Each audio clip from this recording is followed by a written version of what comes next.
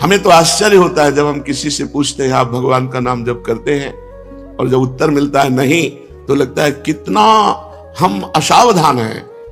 किसी भी समय हमारा सब कुछ छूट सकता है, और जो हमारा पाथेय है, पाथेय माने रास्ते का खर्चा, जैसे हमको विदेश जाना हो, वहां हमारा कोई परिचय ना हो, हमारे पास पास ना हो, हमारे पास पैसा ना हो, और हमको इस देश से निकाल ही दिया जाएगा, फिर बोलो कैसी हमारी स्थिति होगी। ऐसे ही मृत्यु लोक में आप एक निश्चित समय के लिए आए हो, 80 वर्ष, 100 वर्ष, 120 वर्ष, हद है बस, इसके आगे नहीं। आपको जाना ही पड़ेगा, और यह सत्य है कि एक सुई भी यहां से नहीं ले जा सकते, और यह सत्य है कि भगवान का नाम ही आपको यहां से जाने के बाद सुख प्रदान करेगा। यहां तो सुख प्रदान करेगा ही, यहां के जाने के बाद, अब जैसे आपको पता है कि हमने लाखों करोड़ों भगवान के नाम जप किए हैं, वो नाम आपको यमपुरी नहीं जाने देगा।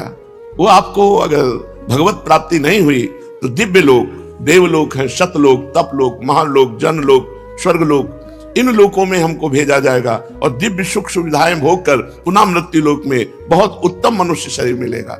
इसलिए चूक मत करो, जैसे बने वैसे जो भगवान का नाम आपको प्रिय हो, राम कृष्ण हरि राधा, जो नाम प्रिय हो उसको अधिक से अधिक जपो, क्योंकि मनुष्य जीवन की यही संपत्ति है। जिसने नाम जप नहीं किया सो परत्र दुख पावई, सिर धुनि धुनि पछताए, काल ही कर्म ईश्वर मिथ्या दोष लगाए। एकांतिक में एक बड़े धनी मानी पुरुष आए हुए थे। उन्होंने कहा मुझे कोई प्रश्न नहीं करना, लेकिन एक भय है मुझे, मेरे पास बहुत ऐश्वर्य है, मैंने जीवन में जो चाहा भगवान ने दिया, लेकिन अब मुझे डर लग रहा है कि मेरी मृत्यु हो जाएगी तो मेरा सब कुछ छूट जाएगा। इस डर से कैसे बचे? मेरी प्रिय पत्नी छूट जाएगी, प्रिय पुत्र छूट जाएगा, मकान छूट जाएगा, पद छूट जाएगा। हमने भारतीय कई इनाम प्राप्त किए हैं, वो सरकारी ऑफिसर थे। बोले मुझे बहुत भय लगता है, रात दिन अब भय लगने लगा, क्योंकि मैं वृद्ध हूं, तो मेरी अब आगे की जो गति है वो मृत्यु है। मुझे मृत्यु से डर लग रहा है, मृत्यु से इसलिए कि सब कुछ छूट जाएगा। इसका आपके पास कोई उत्तर है? तो हम का जीवन भर इसी उत्तर को ढूंढते हुए रहे हैं। बाबा जी बचपन से बने 13 वर्ष की अवस्था से इसी उत्तर को खोजते रहे कि अपना कोई जब नहीं है तो अपना है कौन? तो इसका पता चला श्री भगवान, और श्री भगवान की जो शरण में हो गया वो निर्भय, निश्चिंत, निशोक, निर्विकार, ये स्थिति आती है। कोई भय नहीं, कैसी भी परिस्थिति हो, भगवान के भक्त के हृदय में कभी भय नहीं होता।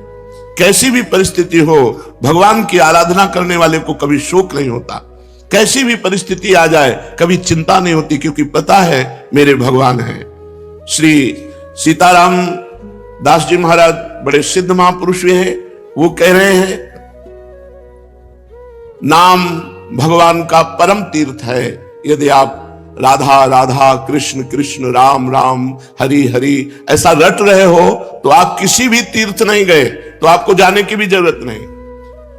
गंगा, यमुना, प्रयागराज, काशी, गोदावरी, जितने भी तीर्थ अपने भारत में हैं, उन सब तीर्थों को जो पवित्रता प्राप्त हुई है, पापी पुरुष के पाप का नाश करके पवित्र करने की, वो श्री भगवान से प्राप्त हुई है। और श्री भगवान के नाम में इतनी पवित्रता विराजमान है जो तीर्थों में भी नहीं है। इसलिए सीताराम दास जी महाराज कह रहे हैं अगर आपको अपने पापों का नाश करके परम पवित्र सुखमय जीवन व्यतीत करना है तो किसी तीर्थ जाओ या ना जाओ, आप घर बैठे कुछ मिनट भगवान का नाम जप कर लो। देखो, जब हम शरीर छूटेगा और यमदूत हमको ले जाएंगे, यमराज के सामने पहुंचेंगे, ये पक्का है। आदमी भूला हुआ है, वो सोच रहा मुझे जाना नहीं है। नहीं, रहे न रावण सम अभिमानी, हिरण्याकश्यप सब वरदानी। यहां बड़े बड़े तपस्वी, योगी, यति सबको मरना पड़ा है, मरना ही पड़ेगा। इसका नाम मृत्यु लोक है। ये काल का कसाईवाड़ा है, सब काटे जाओगे। हाँ, काटने का कुछ अलग अलग विधान, किसी का दिल फेल हो गया, किसी की किडनी फेल हो गई, किसी का एक्सीडेंट हो गया, किसी को कुछ हो गया, ये निमित्त बनता है, लेकिन जाना यहां से सबको है। अगर यमराज के खाते में आपके 100 नाम भी हैं कि आपने 100 नाम जप किए हैं, 108 नाम जप किए, इतने से ही काम हो जाएगा। एक नाम की कीमत पूरा त्रिभुवन नहीं है, तो आपने जब 100 नाम जप किए हैं तो आपका मंगल हो जाएगा। इसीलिए हम प्रार्थना करते हैं कि 24 घंटे में 24 मिनट भगवान को दे दीजिए। 24 घंटे में यद्यपि जीवन तो केवल भगवान के लिए आपको प्राप्त हुआ है, पर पूरा जीवन भगवान को ना दे पाए, ये हमारी दुर्भाग्य है। तो हमें 24 घंटे में 24 मिनट तो देना चाहिए। प्रातःकालीन ब्रह्म मुहूर्त में उठ करके अपनी दिनचर्या करके स्नान करके शांत एकांत में बैठकर कम से कम 24 मिनट भगवान का सुमिरन कर लीजिए। किसी भी तीर्थ जाने की जरूरत नहीं है। हर तीर्थ में जो तीर्थत्व है वो भगवान के नाम में विराजमान है। नाम ही पुण्यप्रद क्षेत्र है। आप नाम जब कर रहे हो तो आपको काशी, कांची, अवंतिकापुरी, द्वारावती, माया कहीं भी जाने की जरूरत नहीं है। सारे पुण्य क्षेत्र आपको फल प्रदान करेंगे घर बैठे, यदि आप नाम जप कर रहे हैं। नाम ही परम देव है। जो नाम है वही श्याम है, जो श्याम है वही नाम है। जय नाम तेई कृष्ण। जो नाम जप रहे हैं बोले कृष्ण कृष्ण कृष्ण, तो साक्षात भगवान कृष्ण कृष्ण नाम रूप से आपकी जिह्वा में विराजमान है। इसलिए नाम ही परम देव है, नाम ही परम तपस्या है। देखो जप करके टीवी 3 घंटे फिल्म देखो, आपका मन कहीं नहीं दौड़ेगा, और 3 मिनट नाम जपना शुरू कर दो, मन भागने लगेगा, संसार में जाने लगेगा। यदि संसार से मन को खींच करके भगवान के नाम में आप लगाते हैं, सबसे बड़ी तपस्या है। सबसे बड़ी तपस्या है मन को संसार से खींच करके भगवान के परम मधुर नाम में लगाना। नाम में अपार सामर्थ्य है। नाम ही परम दान है। यदि आप किसी भूले हुए जीव को ये प्रेरणा देते हैं कि आप 5 मिनट ही नाम जप कर लिया करें, और वो नाम जप करने लगा, तो मंगल तो नाम जापक का होगा ही, लेकिन जिसने नाम की प्रेरणा की, ये सबसे बड़ा दान है। भगवान के नाम से भूला हुआ जो जीव माया में आसक्त है, उसे कुछ मिनट नाम जप करने की आदत डलवा दे, प्रेरणा दे दे, उसका स्वभाव बन जाए कुछ मिनट नाम जप करने का। इससे बड़ा कोई मंगलमय कार्य, इससे बड़ा कोई दान पुण्य नहीं है। नाम ही परम क्रिया है। जैसे क्रियाओं में आता है यज्ञ करना, तो यज्ञ में सबसे बड़ी यज्ञ है जप यज्ञ। भगवान ने स्वयं कहा है यज्ञों में जप यज्ञ मैं हूं। भगवान पुंडरीकाक्ष कमल नयन श्री हरि का स्मरण करता है, वो बाहर और भीतर दोनों जगह पवित्र हो जाता है। आप मानो स्नान नहीं किए हैं तो भी आप बैठ करके सोफा में, कुर्सी में, जैसे बने आपको, अगर आप हरि हरि, राम राम, कृष्ण कृष्ण, राधा राधा राधा ऐसा रटते हैं तो आप परम पवित्र हो जाएंगे, भीतर से भी और बाहर से भी। इसलिए यज्ञानाम जप यज्ञोष्मी, यज्ञों में सबसे बड़ी यज्ञ मैं जप यज्ञ हूं। बैठकर भगवान का नाम जप करना ये बहुत बड़ी यज्ञ है। परम धर्म, छोटे छोटे धर्म है। एक भाई का भाई के प्रति क्या धर्म है, पति का पत्नी के प्रति क्या धर्म है, पत्नी का पति के प्रति क्या धर्म है, बेटे का पिता के प्रति क्या धर्म है, पिता का पुत्र के प्रति क्या धर्म है। इस तरह से लोक धर्म बहुत छोटे छोटे हैं। अगर आप अपना मंगल चाहते हो तो परम धर्म नाम, भगवान का नाम जप करना भी तुम्हारा परम धर्म है। जैसे पत्नी का पोषण करना, पुत्र का पोषण करना, पिता की सेवा करना, ये धर्म है, तो ये परम धर्म है भगवान का नाम जप करना। अवश्य नाम जप करना चाहिए, इसके बिना सो सब धर्म कर्म जरि जाऊ। वो सब धर्म कर्म में आग लगे जिसमें हम इतना रम गए कि भगवान का नाम ही भूल गए, भगवान का स्मरण करना ही भूल गए। हर जीव गर्भ में भगवान से वादा करके आता है, एक बार मुझे मां के गर्भ रूपी नरक से बाहर कर दो, हे प्रभु मैं ऐसा भजन करूंगा कि दोबारा इस नरक में ना आना पड़े। पर भूमि परत भा ढाबर पानी, तिम जीव ही माया लपटानी। जैसे आकाश से निर्मल शुद्ध जल गिरता है, भूमि में पड़ते ही गंदा हो जाता है, ऐसे ही जीव जे ही मां के गर्भ से निकला उसका ज्ञान नष्ट हो गया। कहां कहां कहां वो रोने लगा और घर वाले आनंद मनाने लगे, बच्चा हुआ। हम फिर भूल गए, जैसे जैसे सयाने होते गए माया के संबंधों को सत्य मानते, ये मेरी माँ, ये मेरे पिता, ये अमुक अमुक अमुक अमुक, और भूल गए कि हम आए थे भगवान का भजन करने के लिए। इसलिए परम धर्म है भगवान का नाम जप करना। परम धन है नाम, कबीरा सब जग निर्धना, धनवंता नहीं कोई, धनवंता सोई जानिए जाके राम नाम धन होए। जब आप यहां से शरीर छोड़ेंगे एक सिक्का आपके साथ नहीं जाएगा, केवल भगवान का नाम आपके साथ जाएगा। इसलिए नाम ही परम अर्थ है, परम धन है। नाम ही भक्त का सुहृद है। सुहृद माने बहुत प्यार करने वाला। प्रहलाद जी से उनके मित्र पूछते हैं कि प्रहलाद जी आपकी आयु तो 5 वर्ष की है, कौन सी शक्ति आप में है कि त्रिभुवनपति हिरण्यकश्यप आपको आग में जलाता है, विष पिलाता है, सर्पों से डसवाता है, हाथी से कुचलाता है, पर्वतों से नीचे दबाता है, समुद्र में डुबाता है, लेकिन आपका बाल बांका भी नहीं होता, ऐसा क्यों? तो उन्होंने कहा मैं हरि नाम जपता हूं, हरिनाम के प्रभाव से मुझे भगवान गोद में लिए रहते हैं। तो दैत्यराज जितना विघ्न डालता है, मेरा हरिनाम में उतना विश्वास और होता है। सबसे बड़ा भक्त का प्रिय सुहृद है भगवान का नाम। जहां कोई तुम्हें नहीं बचा सकता, वहां भगवान बचा सकते हैं। बड़े बड़े अंग रक्षक रख लो, बुद्धि खराब हो गई तो अंग रक्षक ही तुम्हें सूट कर देगा, लेकिन भगवान का नाम, नाम पाहरू दिवस निशी, ध्यान तुम्हार कपाट। यदि भगवान का नाम आप स्मरण कर रहे हैं और वो आपकी रक्षा कर रहा है, तो सुदर्शन चक्र आपकी रक्षा कर रहा है, कभी कहीं कोई बाल बांका नहीं कर सकता। भगवान का नाम भक्त का परम सुहृद है, मित्र है, और इस संसार के दुखों से मोक्ष केवल भगवान का नाम दिला सकता है। आज कलयुग है, कलयुग में कोई अन्य साधनाएं पुष्ट नहीं हो सकती। कलयुग केवल नाम आधारा, सुमिर सुमिर नर उतर ही पारा। केवल भगवान का नाम, इसमें पैसा नहीं लगता भाई। इसमें पैसा देना हो तो परेशानी हो कि भाई ये धनी लोग ही ले सकते हैं नाम, नाम में पैसा दिखा। केवल तुम्हें समय देना, वो भी अगर बैठकर नहीं दे सकते तो चलते फिरते, उठते बैठते, खाते पीते, कार्य करते आप भगवान के नाम का स्मरण कर सकते हैं। अरे प्रीतम, तुम डर क्यों रहे हो? तुम केवल मेरा नाम लो।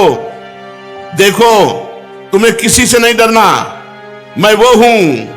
मेरे डर से अग्नि प्रज्वलित होती है, मेरे डर से सूर्य तपता है, मेरे डर से देवराज इंद्र अपना कार्य करते हैं, वायु देवता अपना कार्य करते हैं, मृत्यु देवता अपना कार्य करते हैं।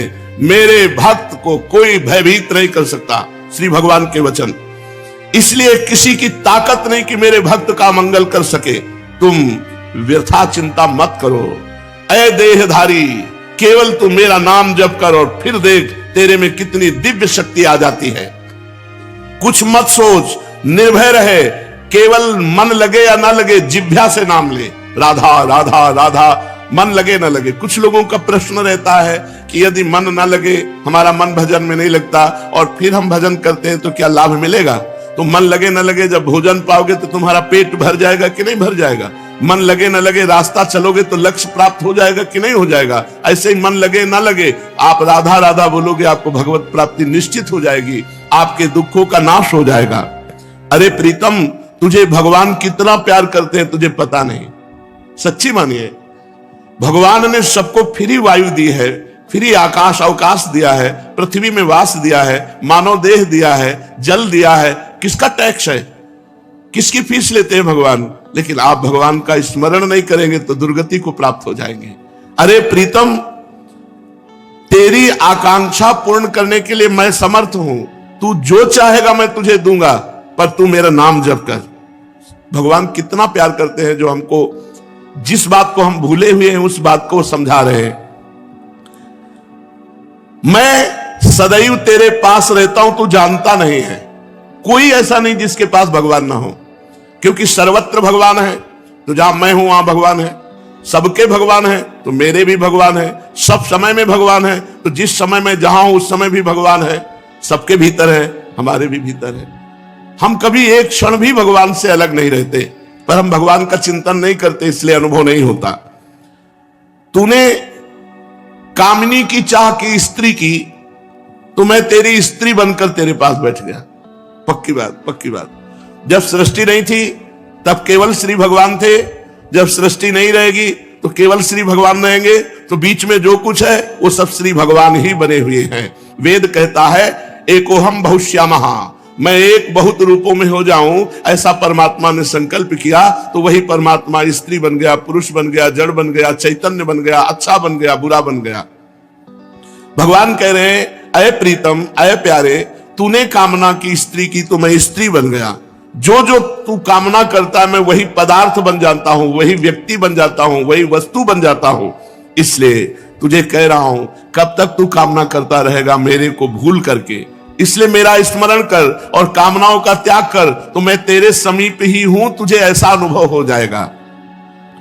जिस देह से तू ममता करता है, इस ढांचे से, पांच भौतिक शरीर से, तू देह नहीं है।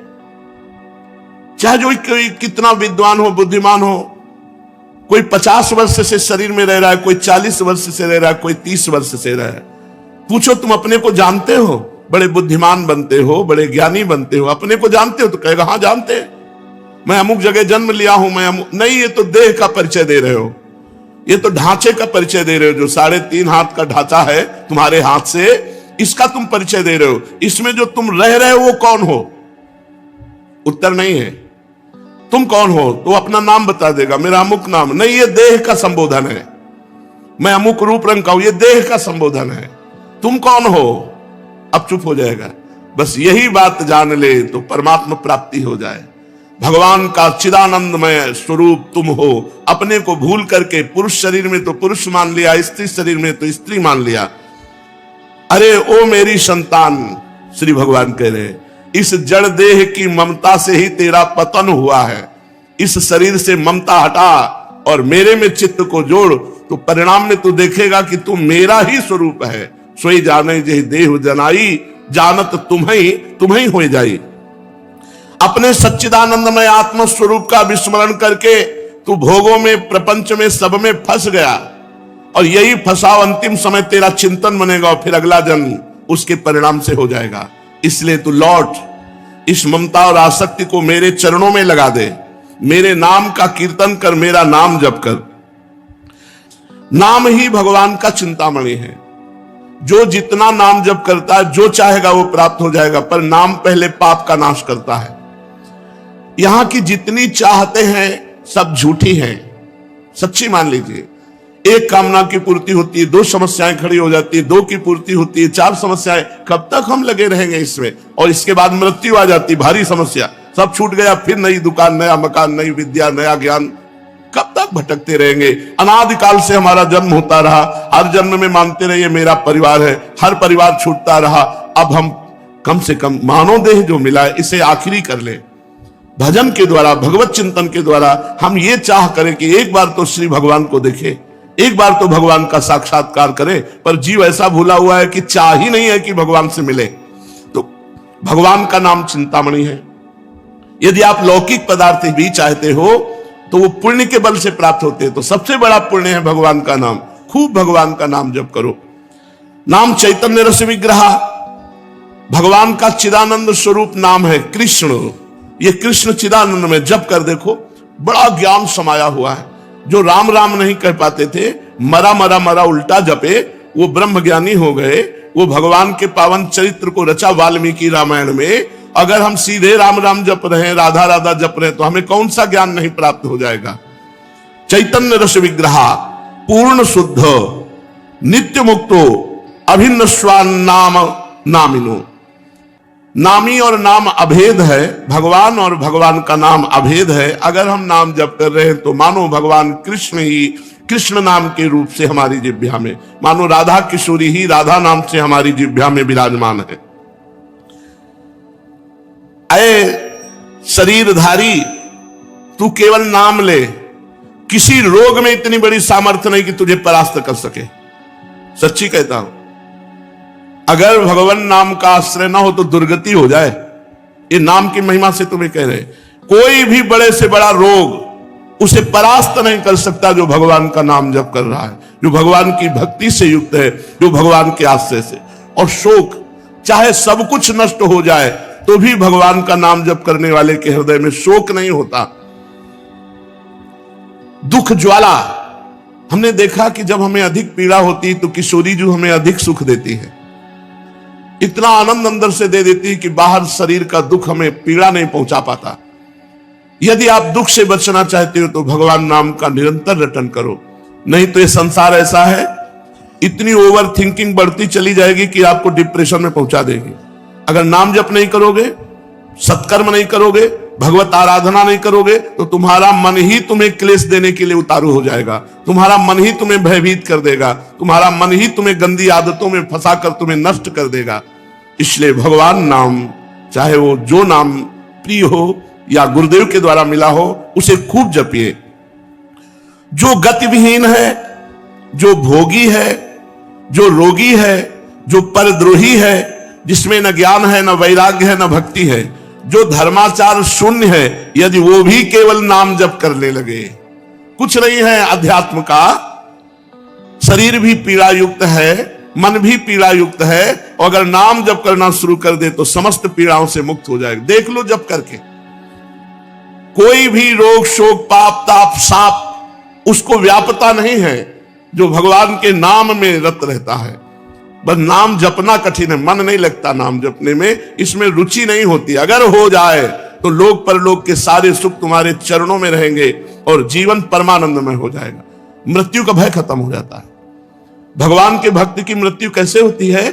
जैसे विशाल गजराज हाथी के गले से फूलों की माला टूट जाए, उसे पता भी न चले, ऐसे भगवान के भक्त की मृत्यु होती। नहीं तो जन्मत मरत दुसा दुख होई, बड़ा भयानक दुख होता है मृत्यु के समय, और मृत्यु आने के पहले न जाने कितने दुख पीड़ा पहुंचाते हैं। इसलिए सबसे प्रार्थना है जितना बन सके अधिक से अधिक भगवान का मंगलमय नाम जप करो। अरे ओ प्रीतम, मेरा नाम बड़ा मीठा है, बस तुम निरंतर लो। नाम मीठा है, हमें मीठा नहीं लगता। तो जैसे पित्त बढ़ जाए तो मिश्री मीठी होती है, पर मुंह में डालो तो कड़वी लगेगी क्योंकि पित्त बढ़ रहा है, और उसी मिश्री को रोज नियम से खाओ तो पित्त का समन हो जाएगा और मिश्री मीठी लगने लगेगी। ऐसे ही हमें अविद्या रोग लग गया है, हमारा अज्ञान बढ़ गया है, भोग वासना बढ़ गई है। तो हमें राधा नाम सुधा रसम रसितुम, जो राधा नाम अमृत है, अच्छा नहीं लगता, लेकिन भगवान नाम एकांत शांत बैठकर जप करने में नहीं लगेगा। अगर आप जपने लगो तो अविद्या का नाश हो जाएगा। जैसे मिश्री नियम से पाओ तो पित्त का समन होकर मीठी लगने लगेगी, ऐसे ही भगवान नाम मीठा लगने लगेगा। जिसको भगवान नाम मीठा लगने लगा मानो भवरोग नष्ट हो चुका है। अब प्रेम उसके हृदय में जागृत होगा और वो सतरति सालोकाम तारयति, वो स्वयं तर जाएगा, स्वयं तर जाएगा, लोगों को तार देगा। भगवान का भजन करने वाले में अपार सामर्थ्य होती है। तुकाराम जी महाराज इसी शरीर से विमान आया, भगवान के विमान में बैठकर भगवत धाम को गए। ये नाम का प्रताप। वो इतने नाम प्रेमी थे, हर समय नाम जप करते थे, विठ्ठल विठ्ठल विठ्ठल। महाराष्ट्र में भगवान विठ्ठल रूप से विराजमान है। वो जहां चरण रख देते वहां की भूमि बोलती विठ्ठल विठ्ठल विठ्ठल। ऐसा उनका निरंतर नाम जप का प्रभाव था, और बड़े चमत्कार नाम जप से। वीर शिवाजी महाराज दर्शन करने के लिए तुकाराम जी के पास गए, तो संत दर्शन की एक मर्यादा है कि आप अपने वैभव को ना दिखाएं, वहां दैन्य भाव से जाएं।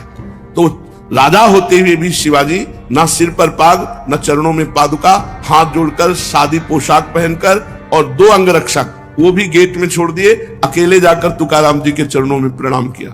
तुकाराम जी केशव विठ्ठल विठ्ठल विठ्ठल, माधव विठ्ठल विठ्ठल विठ्ठल, वो कीर्तन में मगन थे।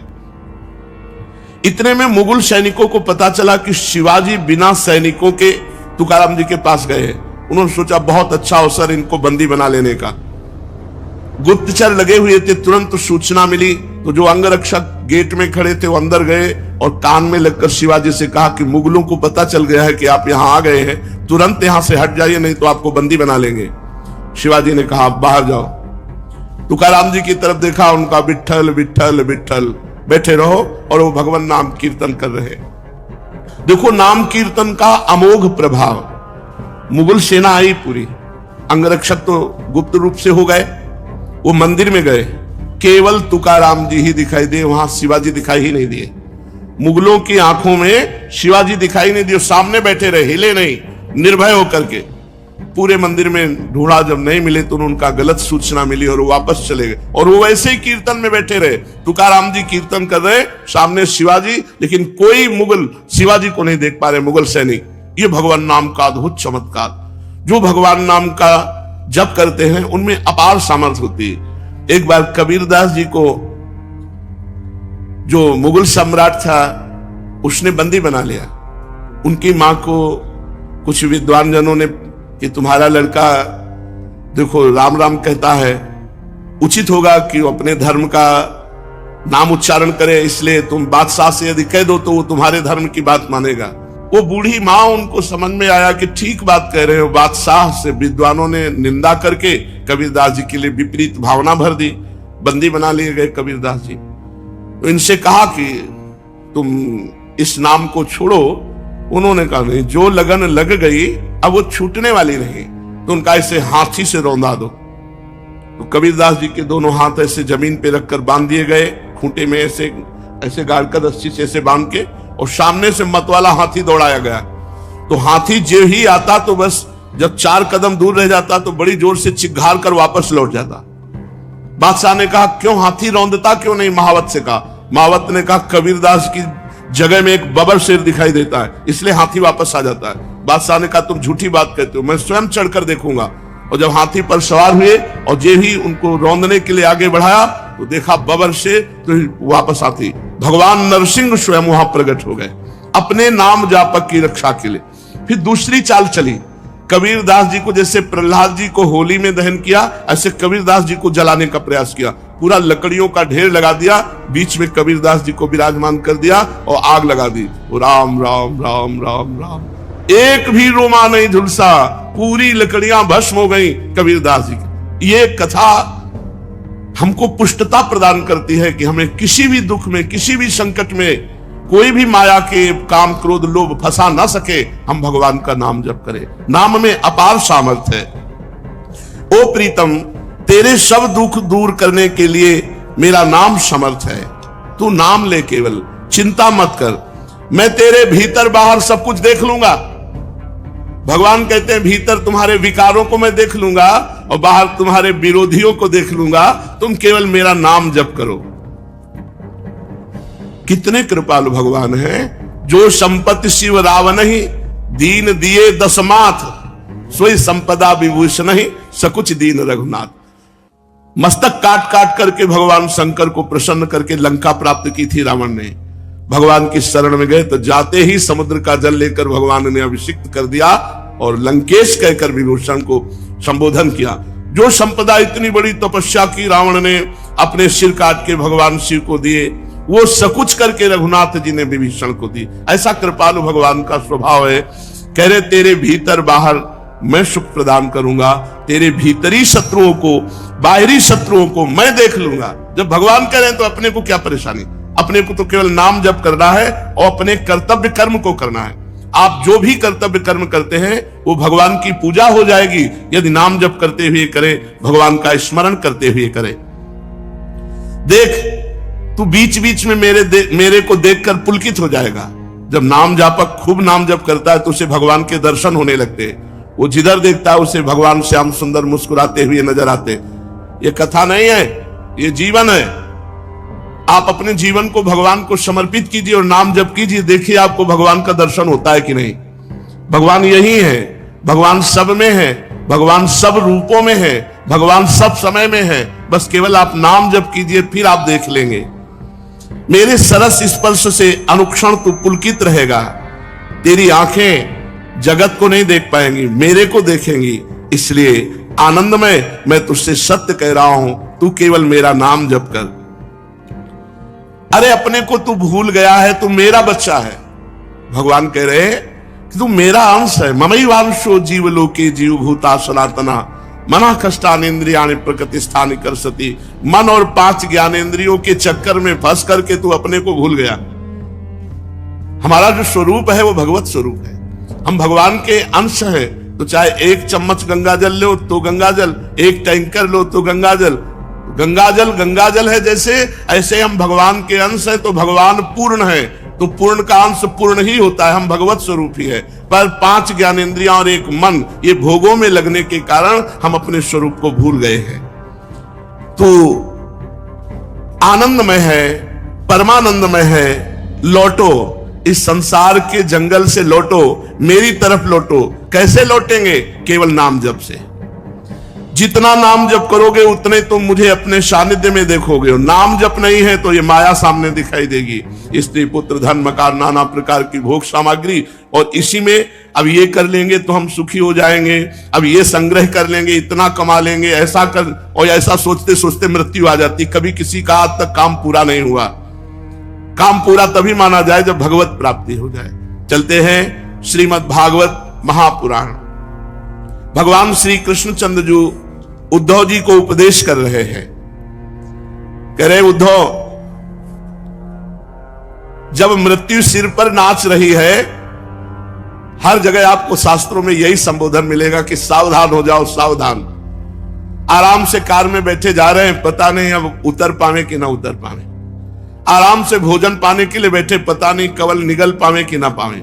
भगवान कह रहे उद्धव, मृत्यु सिर पर नाच रही है, तब कौन सी भोग सामग्री या भोग कामना तुम्हें सुखी कर सकती है? किसी भी भोग में सुख नहीं है, केवल तुम्हारे चिंतन के कारण उसमें सुख लगता है। हे उद्धव, मनुष्य को यदि वध स्थान पर वध के लिए निश्चित कर दिया जाए कि तुम्हें आज 10 बजे फांसी मिलेगी या गोली मार दी जाएगी, अब उसको विश्व के हर सुख दे दो, सुंदर स्त्री, खान पान, सब सामग्री, उसको किसी में सुख नहीं मिलेगा, क्योंकि उसके चिंतन में बैठ गया कि 10 बजे गोली मार दी जाएगी। तो जिस मनुष्य को फांसी लटकाने के लिए ले जाया जा रहा हो, तो उसे फूल, चंदन, स्त्री, पदार्थ कदापि सुख नहीं दे सकते। तो प्यारे उद्धव, ऐसे ही तुम्हारे सिर पर मृत्यु सवार है, कभी भी वो आक्रमण कर सकती है। तो लौकिक पारलौकिक ये सुख तुम्हें कोई सुख नहीं देंगे। इसी भूल में सब लोग फंसे हुए हैं कि हम जितना रुपया कमा ले उतना सुखी हो जाएंगे। हमारे हृदय की बात समझ लो, जितना नाम जप कर लोगे उतने, हमें चाहे उत्तम उत्तम वस्त्र मिले, उत्तम वास मिले, उत्तम भोग सामग्री मिले, श्री जी की व्यवस्था है। और चाहे हमें खाने को न मिले, फटे पुराने कपड़ों से तन को ढकने को मिले, चाहे फुटपाथ पे सोने को मिले, हम कभी वृंदावन नहीं छोड़ेंगे। ये निष्ठा धारण करने से ही सब बात बनती है। जो सुख सुविधा का भोगी होता है वो वृंदावन का लाभ नहीं ले सकता। सुख सुविधा देख करके कि भाई बढ़िया कमरा मिल रहा है, बढ़िया भोजन मिल रहा है, बढ़िया वस्त्र मिल रहा है, चलो अब कहीं नहीं तो वृंदावन वास करते हैं, तो आप फेल हो जाओगे आखिरी में। निष्ठा होनी चाहिए, चाहे व्यवस्था बने या व्यवस्था ना बने। अब हम अपने जीवन को श्री जी के चरणों, बिल्कुल समझो ये जीवन ऐसा ही था। जब किसी आश्रम से निकाले गए तो झोला और श्री जी लेकर राधा वल्लभ जी गए थे, और उतनी देर के रास्ते में मन ने जो चयन किया था उसे हमने देखा था। कहां रहोगे? तो बचपन से कहां रख रहे हैं प्रभु? अपनी गोद में रख रहे हैं, फुटपाथ में रहूंगा। विचार किया था कि हरिवंश महाप्रभु का मंदिर, रात्रि में वहां सो जाऊंगा, दिन में यमुना किनारे शौच आदि स्नान क्रिया हो जाएगी, भिक्षावृत्ति, वृंदावन नहीं छोड़ूंगा। ये मन में नहीं आया कि वृंदावन छोड़ दो। तो देखो वृंदावन कैसी व्यवस्था की है, ये वृंदावन की व्यवस्था है। हम कोई भगत थोड़ी पटाते हैं, श्री जी सब व्यवस्था करते हैं। ये लाडली जो ने, अगर बहुत पैसे वाला कोई है और महल बना दे तो नौकर ही वास करेगा, वो नहीं वास कर पाएगा। वास करने का सौभाग्य श्री जी स्वयं देती है, और जिसको देती है वही वास कर पाता है। जिनको वृंदा विपिन है, कृपा तिन्हि की होए, वृंदावन में तवे तो रहन पाई है सोए। वही रह सकता है जिस पर लाडली जो कृपा करके वृंदावन वास की करुणा कर दी। रहो तो हमें ये निष्ठा धारण करनी। हो सकता है आज हमारी ऐसी परिस्थिति हो, आप श्री जी के लिए, वृंदावन के लिए थोड़ा सा भी कष्ट सहेंगे तो परिणाम जो आएगा वो बड़ा मंगलमय आएगा, बड़ा आनंदमय आएगा। श्री वस्त्राभरणादि भी, श्री खूब रुपया है, वस्त्र है, आभूषण है, भारी व्यवस्था है तो ठीक है।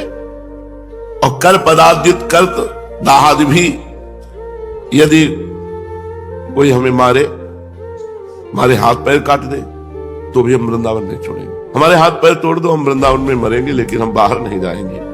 दाहादि भी, अंदर से जलन हो रही, कोई व्यवस्था नहीं बन रही, कोई भजन नहीं बन रहा, कोई शांति ही नहीं, तो भी नहीं छोड़ना।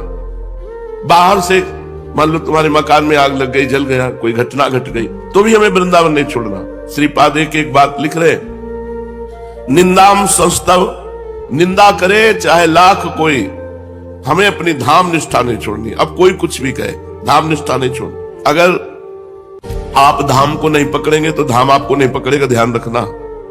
ये हमने खुल करके देखा है। हर व्यवस्था, जब तक आप वृंदावन से प्रीति नहीं करेंगे, एक तरफ वृंदावन रख दिया जाए, एक तरफ आपके सब संबंध, तो सब संबंधों को आग लगा के वृंदावन वास करे, नहीं मेरा कोई नहीं, तो उसको परम पद की प्राप्ति होती है।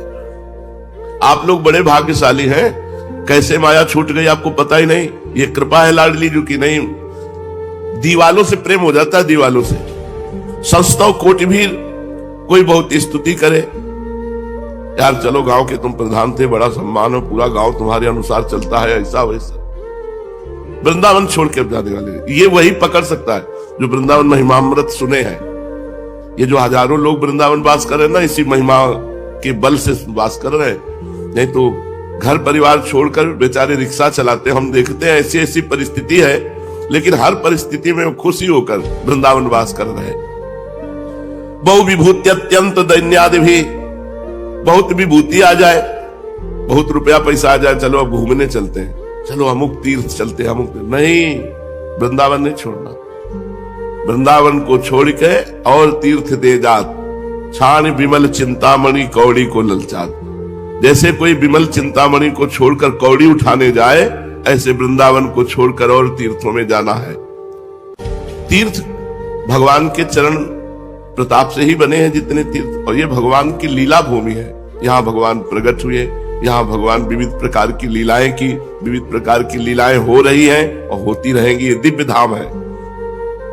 दैन्यादि भी, मैं ऐसी परिस्थिति को प्राप्त हो जाऊं कि कोई हमसे बात ही ना करे, कोई पूछे ना, कोई नहीं पूछता। गरीबी में, विपत्ति में, दुख में कोई नहीं पूछता। संसार किसको पूछता है? विभूति यही है, वैभव को। तो वृंदावन में कैसी भी परिस्थिति हो, छोड़ना नहीं, किसी को छोटा मत समझो। वृंदावन वासी भजनानंदी उगता हुआ सूर्य है। जैसे उगता हुए सूर्य में तेज नहीं दिखाई देता, लेकिन जब उग जाएगा तब तुम्हें पता चलेगा कि भयंकर का दोपहर का वो सूर्य है जिससे तुम आंख नहीं मिला सकते। तो दीन आदि भी, कैसी भी परिस्थिति हो, दीन नहीं होना। एक होता है भागवतिक दीनता, एक होती है विषय दीनता। विषय दीनता नहीं कि हमारे ठीक वस्त्र नहीं, हमारे भोजन नहीं, हमारे वैभव नहीं है। ये बहुत कुछ देखा है, आज भी देख रहे हैं। सिर्फ अपनी निष्ठा में बने रहना, कोई तुम्हारा बाल बांका नहीं कर सकता। अपनी निष्ठा में परीक्षाएं आएंगी, अगर आप परीक्षा में फेल हो जाते हैं तो माया ले जा सकती है, अगर नहीं फेल हुई तो एक ही उत्तर है, हम वृंदावन नहीं छोड़ सकते, चाहे जो कुछ हो जाए, बस आप पास हो जाएंगे। यही पास नहीं हो जाएंगे, वहां भी पास हो जाएंगे। कोई ना कोई रसिक ठेका ले लेगा तुम्हारे कल्याण का। जाओ पड़े रहो वृंदावन, तुम्हारा काम हो जाएगा। तो विश्वास करो, श्री जी बोल रही, तुमसे श्री जी नीलांबर धारण करके बात करने नहीं आएंगी, इतनी योग्यता नहीं है। तो श्री जी किसी रसिक के मुख से बुलवा देंगे, जाओ पड़े रहो। अपने को बस इतनी बात पकड़े रहना कि वृंदावन नहीं छोड़ना, वृंदावन नहीं छोड़ना, चाहे जो कुछ हो जाए, अब मैं मरूंगा वृंदावन।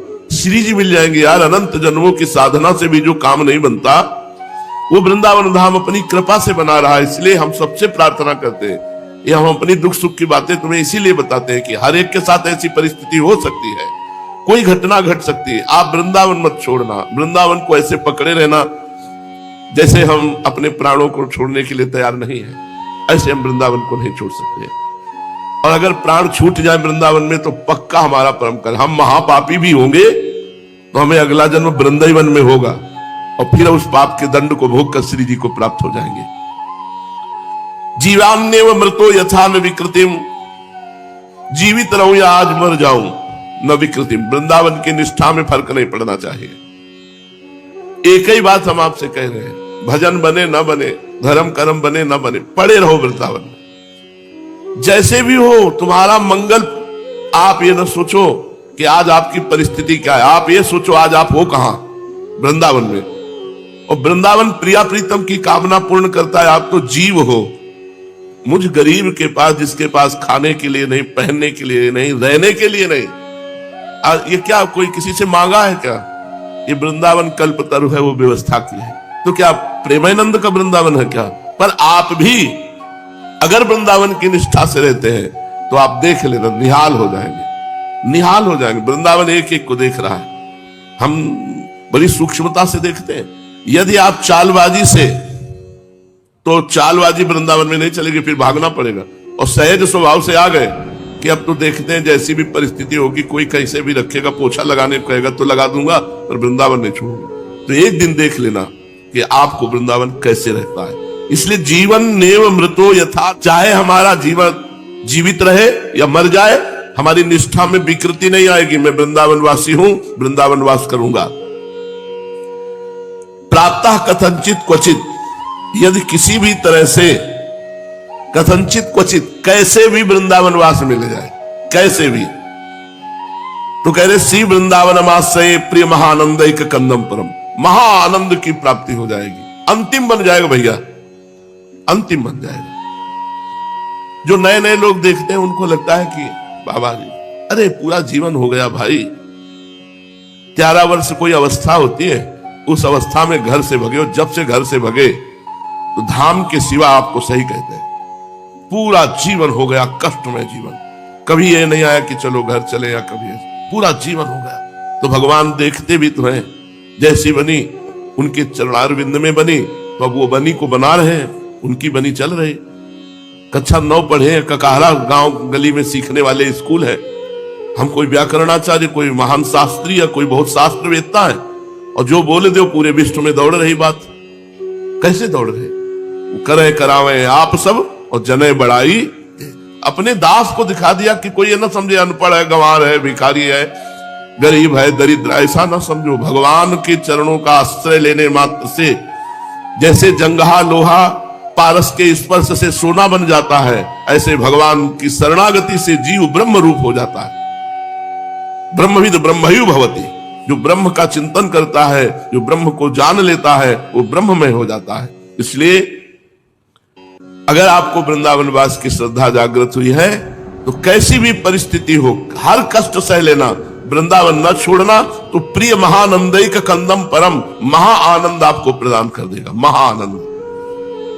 बस एक बात पकड़ लो कि अब जितना जीवन है वो वृंदावन में व्यतीत करें। हर व्यवस्था वृंदावन, हर व्यवस्था एक एक, जैसे माँ अपने बच्चे को देखती है प्रतिपल, ऐसे वृंदावन अपने शरणागत को प्रतिपल देख रहा है। ये मत सोचना कि तुम घास फूस में आसन लगाए पड़े हो, तुम्हें कोई देख नहीं रहा, नहीं।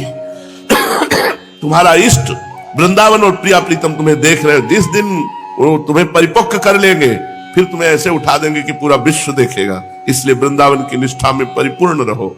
चलते हैं, महाप्रभु चैतन्य देव की पावन लीला प्रसंग चल रहा है। अद्वैताचार्य जी ने भगवान चैतन्य देव को ये माना कि मैंने जो जीवन हो गया तुलसी दल अर्पित करते हुए, गंगा जल से तुलसी जी का सेवन करते हुए, भगवान शालिग्राम की आराधना करते हुए, भगवान हरि की आराधना करते हुए, उसका मुझे फल कि चैतन्य महाप्रभु प्रकट हुए। पर बार बार आता, क्या यही वो है जिनकी मैं आराधना कर रहा हूं? कई परीक्षाएं ली, हर परीक्षा में यही आता कि भगवान है। फिर भी मन में रहता, क्या मेरे भगवान यही है? महाप्रभु उनकी इस बात को समझ रहे थे। उस दिन संकीर्तन के अनंतर 2-3 दिन हुए, अद्वैताचार्य जी शांतिपुर को चले गए। उनके मन में अब भी प्रभु के प्रति संदेह भाव बने हुए थे। उनका मन अब भी दुविधा में था कि क्या हमारे इष्ट देव ही है या नहीं। इसलिए एक दिन वे संशय बुद्धि से फिर शांतिपुर से नवद्वीप पधारे, और वैसे उनका हृदय प्रभु की ओर स्वतः ही आकर्षित हो गया। वो महाप्रभु को देखते ही आनंद में मगन हो जाते।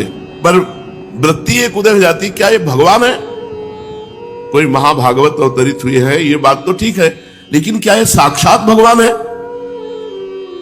भीतर से बिना विश्वास के आनंद की अनुभूति टिकती नहीं है। महाप्रभु को देखते सब बात होती, पर अंदर ये बात आती है, क्या साक्षात भगवान है? उस समय प्रभु श्रीवास पंडित के यहां भक्तों के साथ श्री कृष्ण कथा कर रहे थे। आचार्य को आया देख करके महाप्रभु चैतन्य देव भक्तों के सहित उनके सम्मान के निमित्त उठ खड़े हुए। प्रभु ने बड़ी श्रद्धा भक्ति के साथ अद्वैताचार्य को प्रणाम किया। आचार्य भी लजाते हुए अपने श्वेत बालों से प्रभु के पाद पद्मों की पराग को पोंछा, अर्थात उनके चरणों में मस्तक रखकर प्रणाम किया।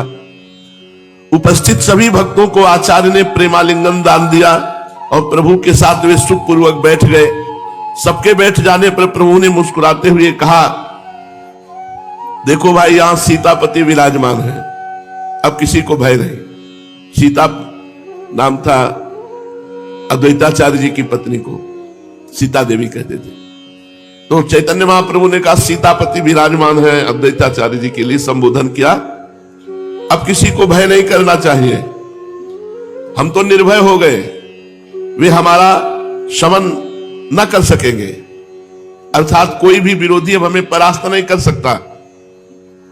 कुछ बनावटी गंभीरता धारण करते हुए अपने चारों ओर देखते हुए आचार्य ने कहा, यहां सीतापति रघुनाथ तो दृष्टिगोचर हो नहीं रहे, यदुनाथ अवश्य विराजमान है।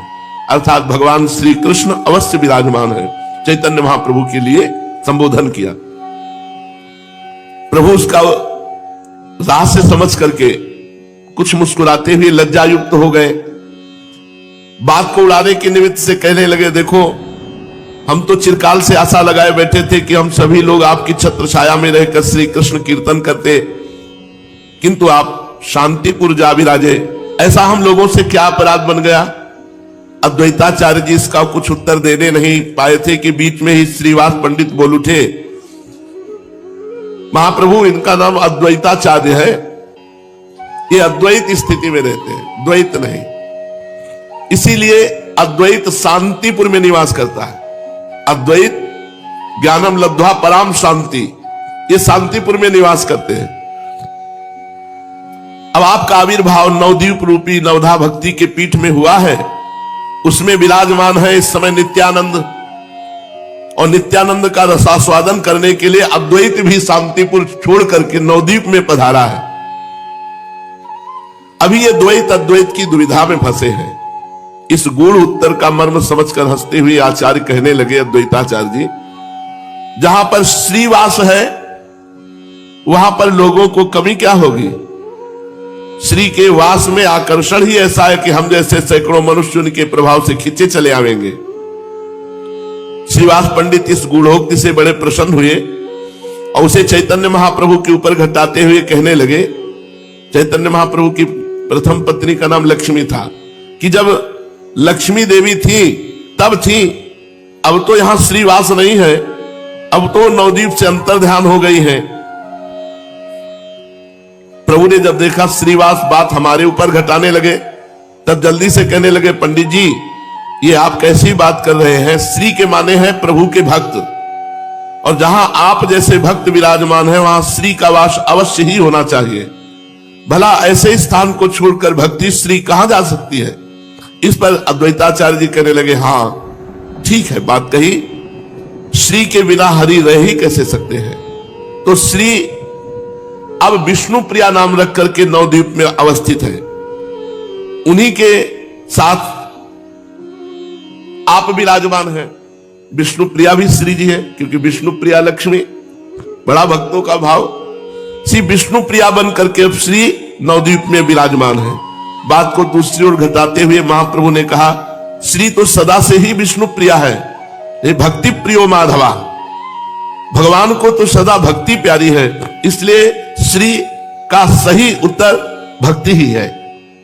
यह सुनकर आचार्य जल्दी से प्रभु को प्रणाम करते हुए बोले, तभी तो प्रभु ने एक विग्रह से लक्ष्मी रूप से उन्हें ग्रहण किया और फिर अब श्री विष्णु प्रिया के रूप से उनके दूसरे विग्रह को अपनी अर्धांगिनी बनाया है। इस प्रकार बड़ी हास्य विनोदमयी भक्ति संबंधी बातें हो रही थी कि प्रभु के घर से एक आदमी आया और उसने नम्रता पूर्वक प्रभु से निवेदन किया, सची माता ने कहलाया है कि आज अद्वैताचार्य घर में ही भोजन करें, कृपा करके वे हमारे आज के निमंत्रण को स्वीकार करें।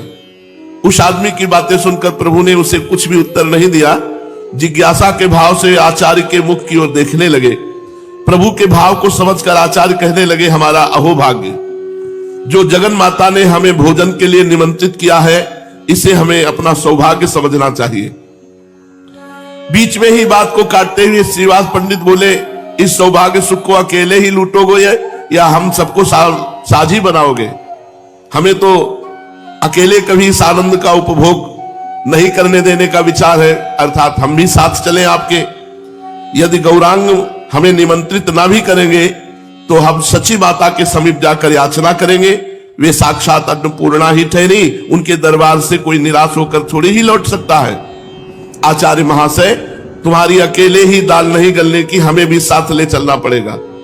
आचार्य अद्वैत और महाप्रभु वैसे तो दोनों ही सिलहट निवासी ब्राह्मण थे, किंतु दोनों का परस्पर में खान पान एक नहीं था।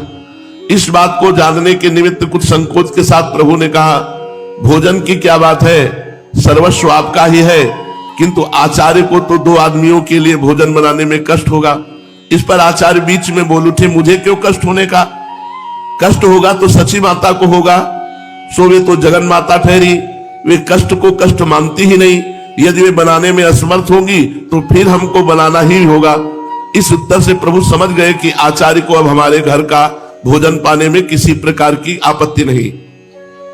असल में प्रेम में किसी प्रकार का निश्चित नियम है ही नहीं। ये नहीं कह सकते कि सभी प्रेमी सामाजिक नियमों को भंग कर दें या सभी प्रेमी अन्य लोगों की भांति सामाजिक नियमों का पालन ही करें। इनके लिए कोई निश्चित नियम नहीं। भगवान राम जैसे सर्वश्रेष्ठ प्रेमी ने सीता जी की परीक्षा की, अग्नि परीक्षा ली और फिर अंत में सीता जी को वनवास दिया। इसके लिए कोई कह नहीं सकता कि इसका क्या कारण। लक्ष्मण का परित्याग जैसे असह्य और वेदनापूर्ण कार्यों को इसलिए किया जिससे लोक संग्रह का धर्म अक्षुण्ण बना रहे। इसके विपरीत भगवान श्री कृष्ण ने प्रेम के पीछे सामाजिक नियमों की कोई परवाह नहीं की। अभी देखा जाता है बहुत से अत्यंत प्रेमी सामाजिक और धार्मिक नियमों में दृढ़ रहकर बर्ताव करते हैं और बहुत से इन सब की उपेक्षा भी करते देखे गए हैं। इसीलिए प्रेम पंथ के लिए कोई निश्चित नियम निर्धारित नहीं किया जा सकता। ये तो नियमों से रहित अलौकिक पंथ है। आचार्य के लिए प्रभु के घर में क्या संकोच था। प्रेम में कोई नेम रह नहीं जाता और नेम के बिना प्रेम होता नहीं। पहले जो ब्राह्मण लोग थे बड़े नियम वाले होते थे। ब्राह्मण के भी घर जाएंगे तो अपने हाथ से बनाएंगे और अपने हाथ से बनाकर प्रभु को भोग लगा के पाएंगे। तो अद्वैताचार्य जी भी ऐसा करते थे। इसीलिए महाप्रभु ने पूछा कि आपको और भक्तों का बनाने में तो कष्ट होगा, तो उनका मैं क्यों बनाऊं, सची माता बनाएंगी। तो महाप्रभु समझ गए कि अब हमारे घर का पाने में इनको कोई संकोच नहीं। स्वीकृति लेकर वो मनुष्य माता से कहने चला गया। इधर अद्वैताचार्य जी ने धीरे से कोई बात श्रीवास पंडित के कान में कही। आप में दोनों को धीरे धीरे बातें करते देखकर चैतन्य महाप्रभु हंसते हुए कहने लगे, दोनों पंडितों में क्या गुपचुप बातें हो रही हैं? हम उन बातों को सुनने के अधिकारी नहीं है क्या? प्रभु की बात सुनकर आचार्य तो कुछ लज्जित से होकर चुप हो गए, किंतु श्रीवास पंडित थोड़ी देर में ठहर कर कहने लगे, प्रभु आचार्य अपने मन में अत्यंत दुखी हैं। वे कहते हैं प्रभु ने नित्यानंद जी के ऊपर तो कृपा करके उनको अपना असली रूप दिखा दिया, किंतु ना जाने क्यों हमारे ऊपर कृपा नहीं करते। हमें पहले आश्वासन भी दिलाया था कि तुम्हें अपना रूप दिखावेंगे, किंतु अभी तक हमारे ऊपर कृपा नहीं हुई। कुछ विस्मय सा प्रकट करते हुए चैतन्य महाप्रभु ने कहा, मैं समझा नहीं, असली रूप कहने से आचार्य का क्या अभिप्राय है? मेरा असली रूप तो यही है जिसे आप सब लोग देख रहे हैं, वो अब भी देख रहे हैं। अपनी बात का प्रभु को भिन्न रीत से अर्थ लगाते हुए देखकर श्रीवास पंडित ने कहा, हाँ प्रभु ये ठीक है, आपका असली रूप तो यही है। हम सब भी इसी गौर रूप की श्रद्धा भक्ति के साथ वंदना करते हैं, किंतु आपने आचार्य को अन्य रूप के दर्शनों का आश्वासन दिलाया था, वे उसी आश्वासन का स्मरण मात्र करा रहे हैं। श्रीवास के ऐसे उत्तर से संतुष्ट होकर महाप्रभु कहने लगे, पंडित जी आप तो सब कुछ जानते हैं, मनुष्य की प्रकृति सदा एक सी नहीं रहती, वो कभी कुछ सोचता है कभी कुछ।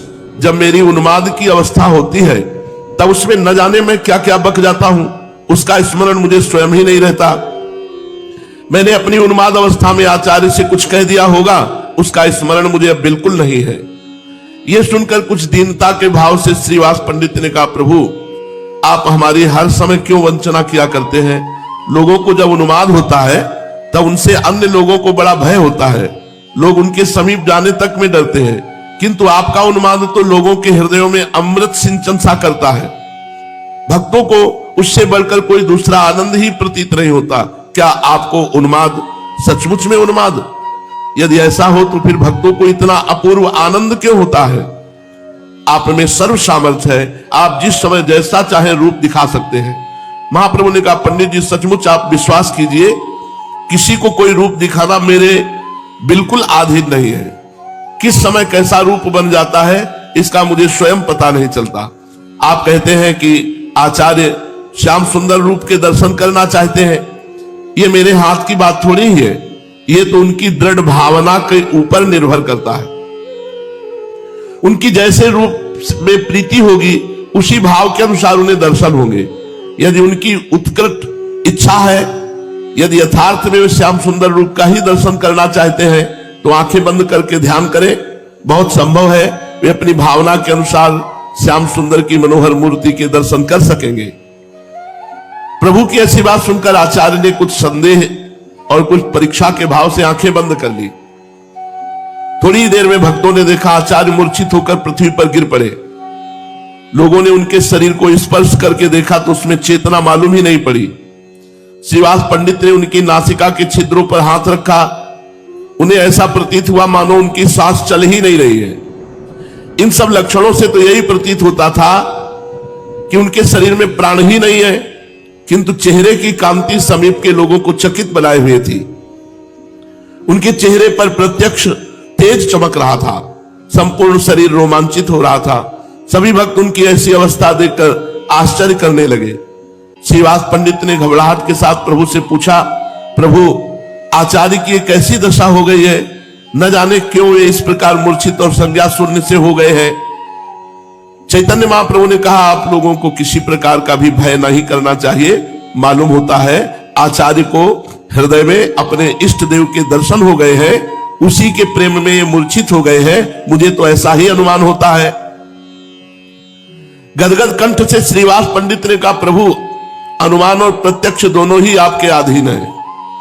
आचार्य सौभाग्यशाली है जो इच्छा करते ही उन्हें आपके श्याम सुंदर रूप के दर्शन हो गए। हतभाग्य तो हम ही है जो हमें इस प्रकार का कभी भी सौभाग्य प्राप्त नहीं हुआ। अस्तु अपना अपना भाग्य ही तो है, ना हो हमें किसी और रूप का दर्शन। हमारे लिए तो गौरांग रूप ही यथेष्ट है। अब ऐसा अनुग्रह कीजिए जिससे आचार्य को होश आ जाए। श्रीवास जी की बात सुनकर महाप्रभु ने कहा, आप भी कैसी बात कहते हैं? मैं उन्हें कैसे चेतना कर सकता हूं? वे स्वयं ही चैतन्य होंगे। देखो देखो, आचार्य अब कुछ कुछ आंखें खोलने लगे हैं। प्रभु का इतना कहना था कि आचार्य की मूर्छा धीरे धीरे भंग होने लगी। जब वे स्वस्थ हुए तो श्रीवास पंडित ने पूछा, आचार्य क्या देखा? श्रीवास के पूछने पर गदगद कंठ से आचार्य कहने लगे, ओहो, अद्भुत रूप के दर्शन हुए। वे ही श्याम सुंदर बनवारी, पीत पटधारी, मुरली मनोहर मेरे सामने प्रत्यक्ष प्रकट हुए।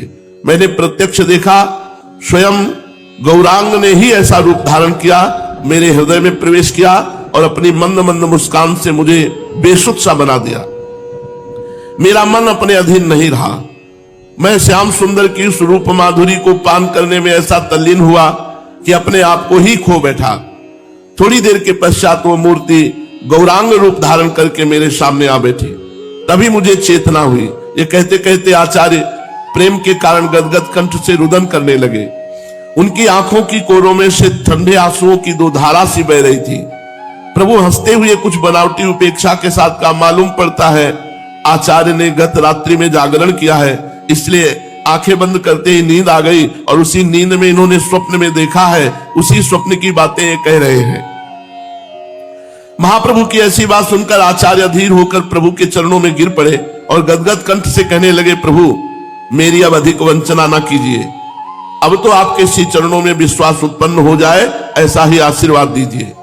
प्रभु ने वृद्ध आचार्य को उठाकर गले से लगाया और प्रेम के साथ कहने लगे, आप परम भागवत हैं, आपकी निष्ठा बहुत ऊंची है। आपके निरंतर ध्यान का ही प्रत्यक्ष फल है कि नेत्र बंद करते ही आपको भगवान के दर्शन होने लगे हैं। चलिए, अब बहुत देर हो गई, माता भोजन बनाकर हम लोगों की प्रतीक्षा कर रही होगी। आज हम सब साथ ही साथ भोजन करेंगे। प्रभु की आज्ञा पाकर श्रीवास के सहित आचार्य अद्वैत महाप्रभु के घर चलने को तैयार हो गए। घर पहुंचकर प्रभु ने देखा माता सब सामान बनाकर चौके में बैठी सब लोगों के आने की प्रतीक्षा कर रही है। प्रभु ने जल्दी से हाथ पैर धोकर आचार्य और श्रीवास पंडित के स्वयं पैर धुलाए और उन्हें बैठने को सुंदर आसन दिया। दोनों के बहुत आग्रह करने पर प्रभु भी आचार्य और श्रीवास को बैठालकर बीच में भोजन के लिए बैठ गए। सची माता ने बड़े प्रेम से जो सुंदर सुंदर व्यंजन बनाए थे परोसे, वो सब पहले भगवान को भोग लगाया गया, फिर तुलसी मंजरी पड़ी हुई उन व्यंजनों को सब भक्तों को परोसा गया और चैतन्य महाप्रभु बार बार सब भक्तों को आग्रह करके परोसते। आचार्य अद्वैत को अधिक परोसा गया। प्रेम के वशीभूत होकर सब भक्त पा रहे हैं। कितना सौभाग्य जिस घर में भगवान का भोग लगा हो और 10-5 भक्त बैठ करके पा रहे हो, उनको बड़े प्रेम से पवाया जा रहा हो, भगवान इसी से प्रसन्न होते हैं। इस प्रकार उस दिन की लीला में बड़ा आनंद हुआ। बार बार सामग्री खत्म होने को होती, फिर प्रेम से परोस देते, फिर वो कहते अरे नहीं बस हो गया, फिर पाते, फिर और परोस देते। उस भोजन में जो सुख मिला वो कहीं अन्य नहीं, क्योंकि प्रेम भगवान में पृथ्वी जल अग्नि वायु आकाश पंच तन्मात्राएं मन इंद्रियां और इनके अधिष्ठात्र देवता अहंकार और महातत्व, कहां तक कहूं ये संपूर्ण चराचर जगत आपके अद्वितीय स्वरूप में भ्रम के कारण ही पृथक प्रतीत हो रहा है, नहीं तो आप ही आप हैं। भ्रम के कारण पृथक प्रतीत हो रहा है। हे शरणागत भय भंजन प्रभु, मेरे पुत्र भौमासुर को तो आपने कृपा करके परम पद प्रदान किया, अब मेरे पुत्र भौमासुर का पुत्र ये भगदत्त बहुत भयभीत हो रहा है, मैं इसे आपके चरण कमलों की शरण में ले आई हूं। प्रभु आप इसकी रक्षा कीजिए, इसके सिर पर अपना वह कर कमल रखिए जो सारे जगत के समस्त पाप तापों को नष्ट करने वाला है। परीक्षित, जब पृथ्वी ने भक्ति भाव से विनम्र होकर इस प्रकार भगवान श्री कृष्ण की स्तुति प्रार्थना की, तब उन्होंने भौमासुर के पुत्र भगदत्त को अभयदान दिया और भौमासुर के समस्त संपत्तियों से संपन्न महल में प्रवेश किया। वहां जब महल को खुलवाया तो भौमासुर ने बलपूर्वक राजाओं से 16,100 राजकुमारियां छीनकर कैद कर रखी थी। जब भगवान ने उन राजकुमारियों को मुक्त किया तो सब पहला दर्शन भगवान श्री कृष्ण का कर रही, जब से बंद हुई देखते ही सम्मोहित हो गई और उन्होंने मन ही मन संकल्प किया कि आज तक मैंने कभी कोई साधना की हो, व्रत किया हो, उपवास किया हो, नियम किया हो तो भगवान श्री कृष्ण मुझे पति रूप में प्राप्त हो। मन ही मन भगवान को अपने परम प्रीतम पति के रूप में वर्ण कर लिया। राजकुमारियों ने 16,100 ने प्रत्येक अलग अलग ये संकल्प किया कि श्री कृष्ण मेरे पति हों। हे विधाता मेरी इस अभिलाषा को पूर्ण करो। और सब ने भगवान के चरणों में प्रणाम किया, भगवान के चरणों का आश्रय लिया। और भगवान सबके मन की बात जानने वाले हैं।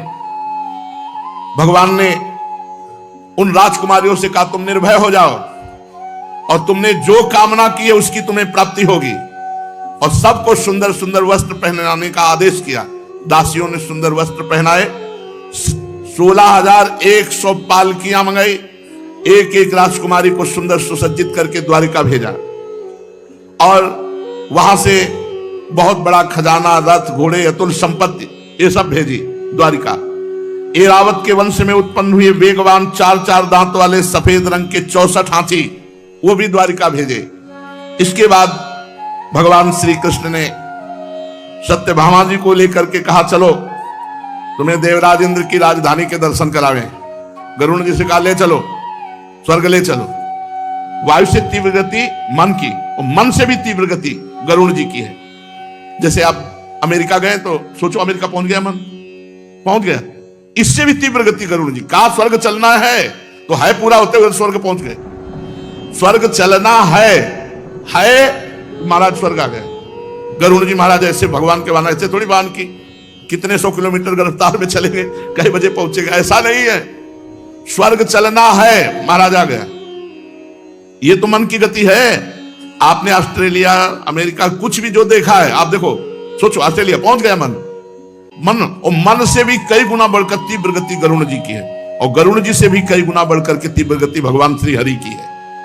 तभी तो जब देखा गजेंद्र के पास गरुड़ ने तो छोड़ करके भगवान तुरंत गरुड़ को भी छोड़ दिया और तुरंत बचा, क्योंकि वो डूबने में कितना समय लगता है। महाराज भगवान श्री कृष्ण चंद्रजू देवराज इंद्र की राजधानी अमरावतीपुरी में गए। देवराज ने देखा कि भगवान पधारे तो इंद्राणी के सहित सत्यभामा और भगवान श्री कृष्ण का पूजन किया। फिर देव माता आदित्य को प्रणाम करके भगवान ने कहा माता ये अपने कुंडल स्वीकार करो, भौमासुर मारा गया। सत्यभामा जी से कहा चलो देवपुरी की तुम्हें वाटिकाएं दिखा देते हैं, उपवन, अब जहां आप सराय विहार करते हो सुंदर। बताया ये पारिजात है, ये कल्पतरु है, इसकी ये महिमा, इसकी ये महिमा है। सत्यभामा जी ने कहा हमारे भी उपवन में एक कल्प वृक्ष होना चाहिए, तो उखाड़ लेते हैं। गरुड़ जी को आदेश किया कि हम भी विराजमान होंगे। सत्यभामा जी एक कल्प वृक्ष रख लो गरुड़ जी पर, कल्प वृक्ष। देवराज इंद्र ने जब अमृत अपहरण किया था तो कहा कि हे देव शिरोमणे, मैं आपसे पूछता हूं कि आप में कितना बल है, क्योंकि हम कोई भी देवता आपके बल की था नहीं पा रहे। तो बोले पूरे ब्रह्मांडों को एक पंख पे रख के भगवान को विराजमान करके आराम से उड़ सकता हूं। गरुड़ जी कर पूरे ब्रह्मांडों, तो एक कल्पवृक्ष से क्या चीज होती? पूरे ब्रह्मांडों को एक पंख में विराजमान करके भगवान सहित मैं आराम से उड़ सकता हूं। गरुड़ जी महाराज भगवान के वाहन है, जिनको भगवान अपनी ध्वजा पे धारण करते। गरुड़ध्वज भगवान को कहा, मंगलम भगवान विष्णु मंगलम गरुड़ध्वजा मंगलम पुंडरीकाक्ष मंगलायतनो हरि। अब भगवान ने गरुड़ जी को प्रेरणा की तो गरुड़ जी ने चोंच से ऐसे उखाड़ करके रख लिया कल्पवृक्ष। देवराज इंद्र ने देखा कि हमारे बगीचे से कल्पवृक्ष उखाड़, अभी पूजा की है, अपनी मां के कुंडल नहीं ला पाया। बताओ, अब वो है सची ने कहा ये तो हमारे बगीचे का प्रेरणा लिए जा रहे हैं। अब वैसे तो दबा हुए थे देवराज इंद्र, लेकिन जब पत्नी कह दे तो कुछ और रंग आ जाता है। तो सत्यभामा जी के महल में जाए तो थोड़ा ची चपड़ के भगवान ने कहा कि देख लो, आप महाभारत में वर्णन थोड़ा ची चपड़ करने लगे, प्रभु आप तो कहा देख लो, सम्मान से ले जाने जाए तो ले जाने दो, नहीं तो भगवान। अच्छा, बाल्यावस्था में देख ही चुके हैं गिरिराज गोवर्धन 7 दिन तक धारण किए थे, पूरा अपना सब वैभव लगा के कुछ कर तो पाए नहीं। इतना कल्प वृक्ष की महिमा की जहां से निकले योजनों सुगंध, मकरंद के लोभी भंवरे स्वर्ग से द्वारिका में आ गए। बड़ा महिमा है कल्प वृक्ष की, ऐसे थोड़ी है।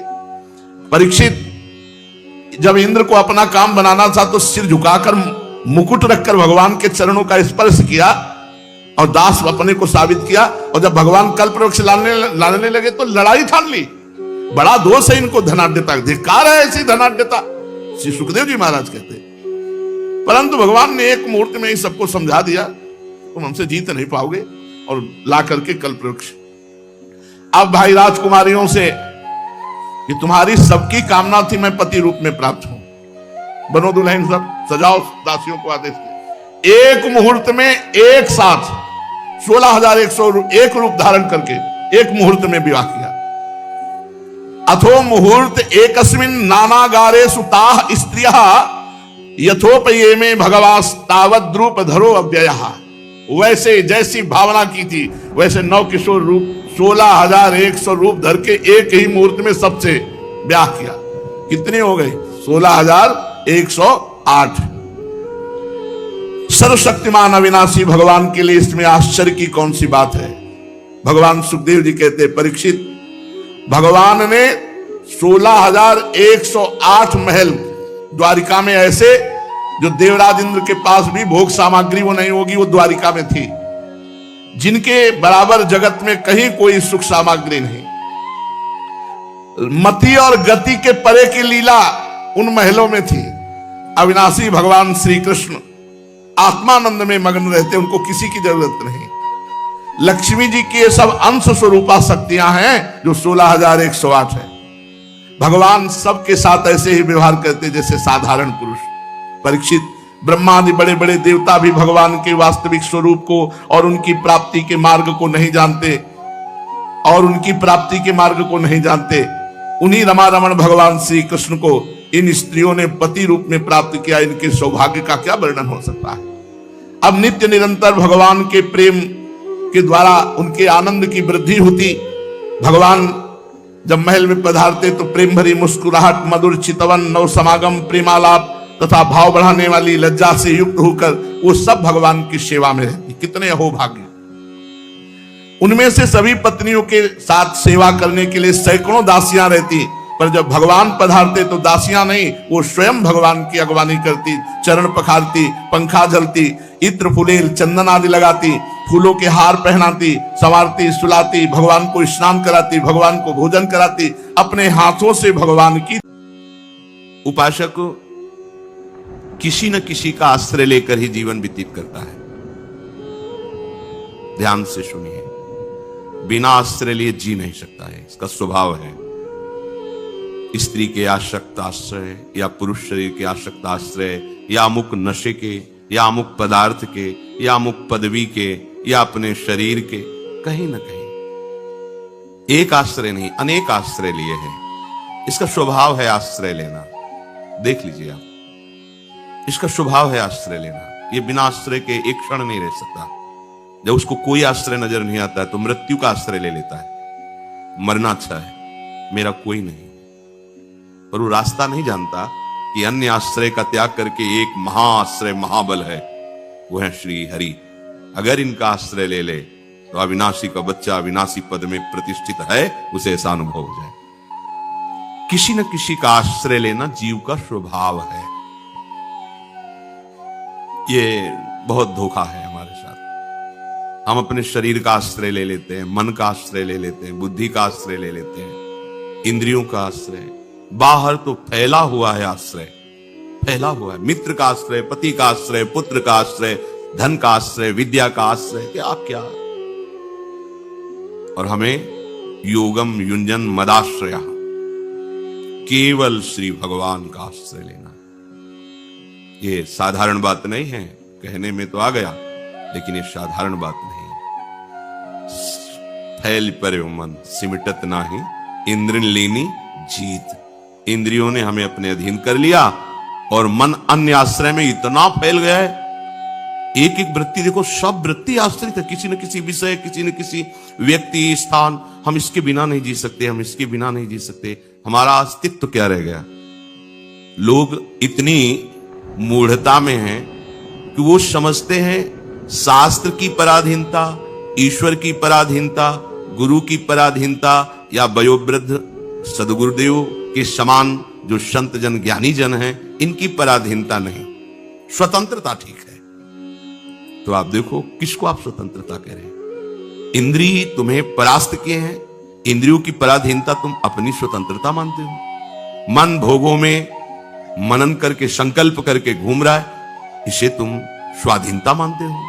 छोटे छोटे विषय तुम्हें परास्त किए हैं, तुम मृत्यु के अधीन, काल के अधीन, विषय के अधीन, शरीर के अधीन, मन के अधीन, इंद्रियों के अधीन। तुम कह रहे हो हमको स्वतंत्रता प्रिय है। सबको स्वतंत्रता प्रिय अच्छा लगता है, स्वतंत्र होना अच्छा लगता है, पर इनकी परतंत्रता से हटो तब जानोगे स्वतंत्रता किसे कहते हैं। इनकी परतंत्रता से हटने के लिए ईश्वर की अधीनता, ईश्वर स्वरूप सदगुरुदेव की अधीनता अत्यंत आवश्यक है। यदि आपने भगवत प्रेमी महात्माओं की, शास्त्र की अधीनता स्वीकार नहीं की तो माया की अधीनता को जान ही नहीं पाओगे, क्योंकि इसका स्वभाव है अधीन हो जाना। ये किसी न किसी विषय, व्यक्ति, वस्तु, स्थान में अधीन हो जाता है।